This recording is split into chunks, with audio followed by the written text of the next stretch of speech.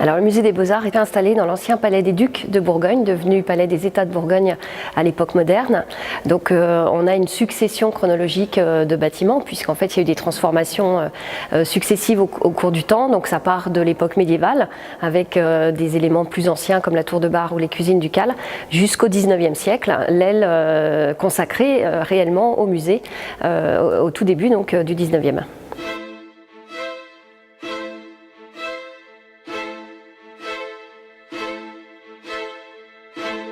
Alors on a la chance d'avoir un ensemble de collections extrêmement important, sans doute une des plus riches collections de France.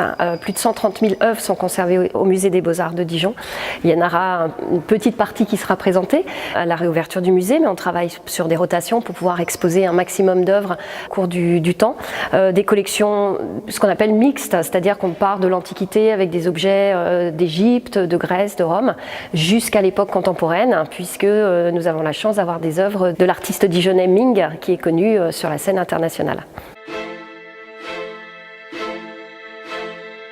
Alors c'est une rénovation d'envergure et de longue haleine, puisque ce projet date de 2005.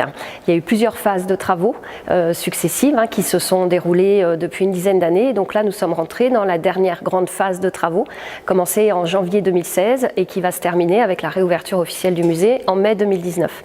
Donc les travaux concernent toutes les parties du bâtiment, de l'époque médiévale comme je disais tout à l'heure jusqu'au 19e siècle, avec des travaux sur l'extérieur, des reprises de façade, des reprises de toiture, et puis bien sûr l'intérieur, puisque l'ensemble des salles a été entièrement rénové par nos architectes.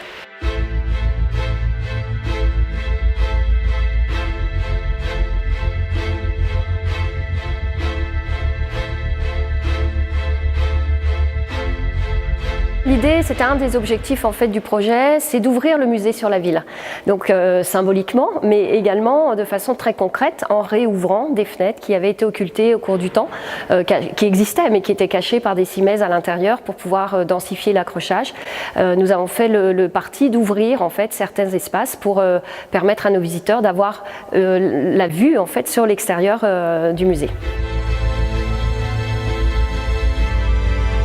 Nous nous trouvons ici dans la salle dite des statues, en fait, qui est une salle historique, là où est né le musée à la fin du XVIIIe siècle, puisque c'est dans cette salle en fait qu'était installée l'école de dessin, qui accueillait donc les antiques, des copies d'œuvres antiques par les élèves de l'école de dessin, qui servaient également de modèle à ces élèves qui fréquentaient l'école. Et petit à petit, en fait, s'est constitué le fond originel du musée dans cet espace. Donc nous sommes en effet dans sans doute une des plus belles salles du lieu, au niveau de son architecture, de son volume, de son décor également. Nous sommes en plein néoclassicisme, en cette fin du XVIIIe siècle, on le voit très nettement dans le décor. Donc là on aperçoit en effet le plafond qui est un petit peu orphelin, en tout cas l'œuvre majeure qui décore cet espace n'est pas encore réinstallée. Il s'agit d'un grand plafond, d'une toile plafonnante de Pierre-Paul Prudhon qu'il a peint à la fin du XVIIIe siècle pour venir décorer cet espace. Cette toile est partie il y a 3 ans en restauration, elle a été restaurée dans nos réserves par une équipe de restaurateurs qui ont travaillé de longs mois sur cette toile, et donc elle va être réinstallée. Et là aussi symboliquement, j'allais dire, c'est le coup d'envoi de la totalité de l'accrochage, puisque cette œuvre rentre là dans quelques jours, et à partir de là va s'enchaîner tout l'accrochage et l'installation de nos collections.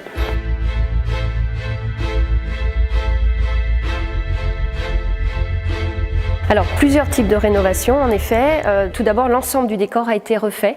On aperçoit par exemple sur les murs un décor en fausse pierre de Bourgogne. Donc ça a été un travail extrêmement précis réalisé par des équipes de peintres agréés monuments historiques qui ont travaillé pour essayer de redonner son lustre d'antan, j'allais dire, à cet espace.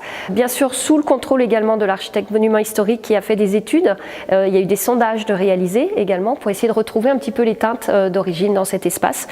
L'ensemble a été donc refait pour être le plus proche possible de ce que pouvait être l'état de cette salle à la fin du XVIIIe siècle. Donc des travaux de peinture, des travaux sur les boiseries, sur les portes, sur les caissons, sur les reliefs sculptés, sur le plafond d'attente que l'on aperçoit donc avant l'arrivée de la grande toile de Prudhon. Donc l'ensemble a été entièrement rénové, restauré depuis 2 ans. Alors la réouverture est prévue au grand public le 17 mai 2019 et nous avions organisé à plusieurs reprises des visites de chantier au moment d'opérations particulières comme la nuit des musées ou les journées patrimoine. Par contre maintenant il n'y aura plus d'ouverture, j'allais dire, au grand public pour deux raisons.